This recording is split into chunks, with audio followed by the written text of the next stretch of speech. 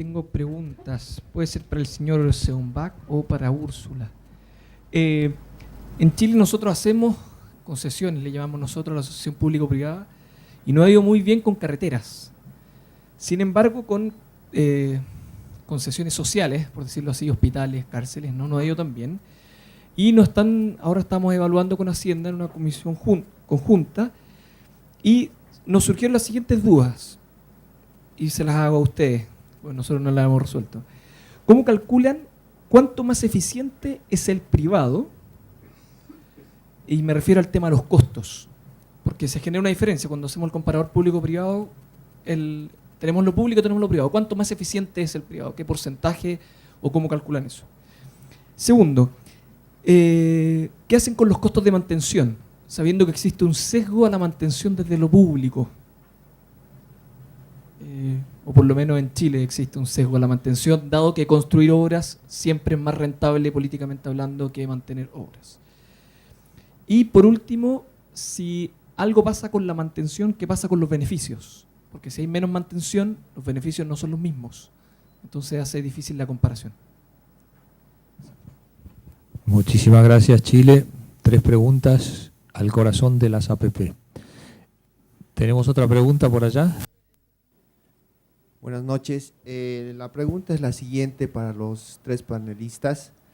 ¿Qué ventajas comparativas pueden identificar en el esquema público-privado con el esquema tradicional público que se financian a estos proyectos a nivel de planificación y de gestión? Bueno, Úrsula. Contestando a cuánto más eficiente es el privado, ahí lo que nosotros tomamos es el valor por el dinero, o sea, específicamente la metodología para poder ver qué tan eficiente es el privado contra el público, tiene que ver con la metodología del value for the money, o sea, el valor de los costos, que tiene que ver con un cálculo en la parte de el esquema tradicional. Los flujos que en vez de que los descuentes a la tasa social de descuento, los descuentas a una tasa libre de riesgo. En el caso de México es una tasa, se llama Audibonos, no sé en el caso de Chile.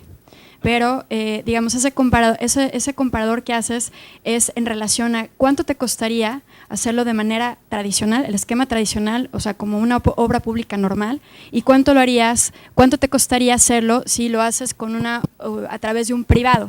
Y si, digamos, el costo por hacerlo de manera tradicional es mayor al privado, entonces pues obviamente te conviene más hacerlo por el privado. Pero la eficiencia la mides en base a esa metodología que, digamos, tiene todo un respaldo metodológico. O sea, sí te tardas un tiempo, digamos, en terminar los riesgos y hacer un análisis de matriz de riesgos para poder asignarles valores a los costos.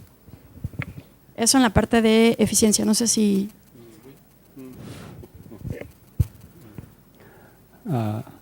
Okay, I guess she explained better than me.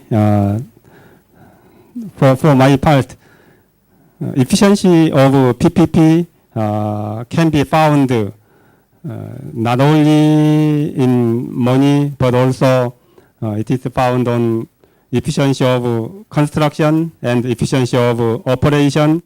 But we may not measure the efficiency of construction and the operation. That's why we calculate the efficiency in view of money expenditures. For value for money test, we compare government expenditure on PPP, which is mainly construction subsidy. APP es el subsidio de construcción para los gastos netos de una inversión pública tradicional. En la inversión pública tradicional, nosotros ponemos 100% de la construcción, pagamos 100% de la construcción y además el costo del usuario que opera las etapas.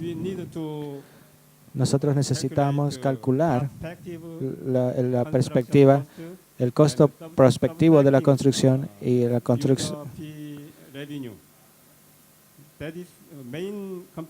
Esa es la comparación principal entre la inversión pública tradicional y el APP para los gastos del gobierno, para comparar ambos, el valor del dinero es cero, el costo para el APP es menor al gasto del gobierno con una inversión pública tradicional. Y podríamos decir que el APP es más eficiente desde el punto de vista de los gastos de dinero. Parte de los costos de operación, In the part que of the comentabas operation con los cost. costos de operación y mantenimiento, en el caso particular de México, todo lo que se registra en la cartera de proyectos de inversión es socialmente rentable. Es decir, no existe un banco de proyectos en el cual los proyectos que estén ahí registrados no sean socialmente rentables. Entonces, en la parte de cuando se hace la evaluación socioeconómica, se consideran los costos de infraestructura y los costos de operación y mantenimiento para ver si el proyecto es rentable. Adicionalmente, cuando el proyecto ya termina su ciclo de ejecución, digamos, de construcción, se asignan recursos para la operación y mantenimiento. Es decir, con eso ya, bueno, en este caso, no, se van asignando de manera anual, o sea, hay una previsión anual que se revisa con los sectores, en este caso con comunicaciones y transportes, con salud, con educación, con la Comisión Nacional del Agua, que lleva toda la parte de proyectos que tienen que ver con agua, y se asignan recursos para operación y mantenimiento anuales que tienen que ver con esos costos que en su momento se registraron para el proyecto de inversión. En el caso de las ventajas comparativas, digo ya adelantándome a la última pregunta para poderle hacer la palabra a mi compañera, en el caso de las ventajas que vemos en relación con un esquema tradicional, tiene que ver con la eficiencia en la construcción. Y aquí ahondando un poco la parte de mi compañero de Corea y también respondiendo un poco más a la pregunta número 1, es la parte del análisis de riesgo se tiene que hacer en todas las etapas del proyecto, es decir, en la parte de conceptualización del proyecto, en la parte de ejecución del proyecto, en la parte de operación y mantenimiento del proyecto y en la parte de financiamiento del proyecto o de cuestiones financieras del proyecto. Entonces, cuando nosotros hacemos ese análisis o esa matriz de riesgos y vemos que es el privado mucho más eficiente que el público, es cuando decidimos hacer un proyecto de asociación público-privada. Lo que hemos visto es que obviamente los tiempos de construcción se reducen en relación a si el sector público lo lleva a cabo. Y también, obviamente, la parte de servicios que proporciona el sector público son mucho más eficientes y mucho más rápidos, en el caso de los proyectos que hemos escogido mediante esos esquemas. Entonces, esas son las ventajas comparativas que nosotros les vemos.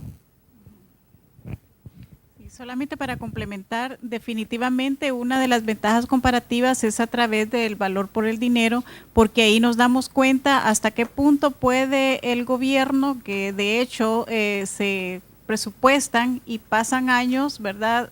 Se sobrepasa la triple restricción, tanto el alcance, tiempo y costo. Entonces, en vista de eso, que el gobierno no puede asumir con todos estos compromisos, entonces nos vamos por la línea de valor por dinero. Y por otra parte, ver la mejor opción de poder transferir esos riesgos al sector privado. Bueno, muchísimas gracias. Creo que el panel se merece un fuerte aplauso.